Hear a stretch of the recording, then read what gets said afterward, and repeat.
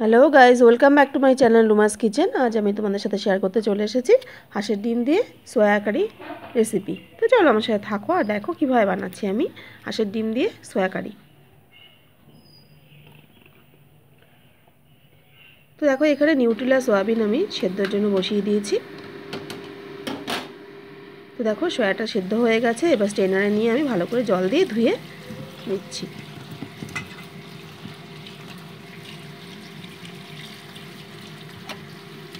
ধোয়াটা আমার হয়ে গেছে দেখো।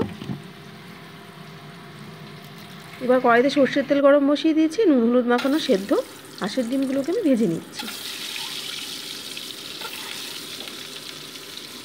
দিয়ে মোটামুটি এটাকে 2 মিনিট ভেজে নিচ্ছি। দেখো ডিমগুলো ভাজা কিন্তু আমার হয়ে গেছে, এবার ডিমগুলোকে আমি তুলে নিচ্ছি।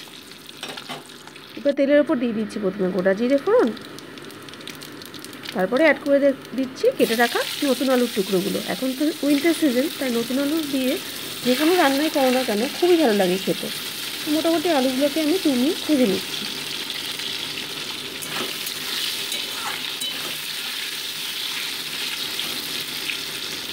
তো দেখো আলুগুলো ভাজা কিন্তু আমার হয়ে এসছে প্রায়। এবার আমি পেঁয়াজ কুচটা অ্যাড করে দিচ্ছি এর মধ্যে। এই পেঁয়াজ কুচিটাকেও আলুর সাথে মোটামুটি 2 মিনিট ভেজে নিচ্ছি। আর দেখো এদিকে মিক্সিতে আমি লঙ্কা, আদা, টমেটো, ধনে, জিরে সব পেস্ট করে রেখেছিলাম আর নুন হলুদ দিয়ে দিয়েছিলাম পরিমাণ মতো। এবার দেখো আলু পেঁয়াজটা ভাজা হতেই আমি এই মশলা পেস্টটা এর মধ্যে অ্যাড করে দিচ্ছি। এটাকে মোটামুটি আমি 2 মিনিট কষিয়ে নিচ্ছি।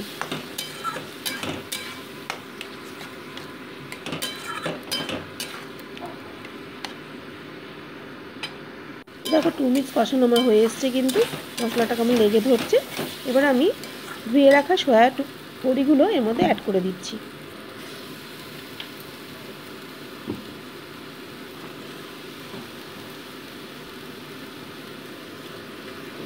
ভালো মতো এটাকে 5 মিনিট আমি কষিয়ে নিচ্ছি।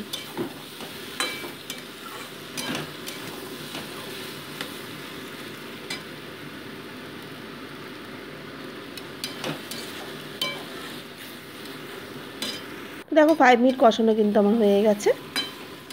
এবার আমি ফুটিয়ে রাখা গরম জল এর উপরে অ্যাড করে দিচ্ছি।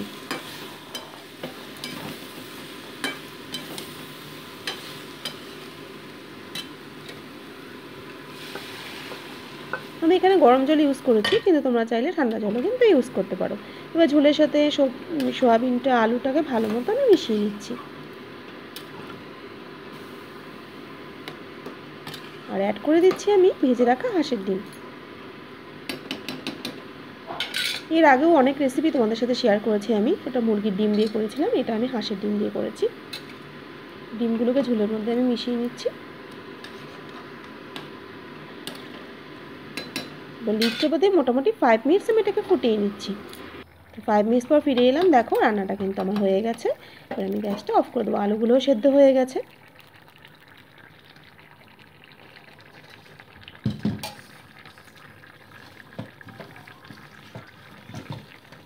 তো তৈরি হয়ে গেল আমার হাঁসের ডিম দিয়ে সোয়া কারি।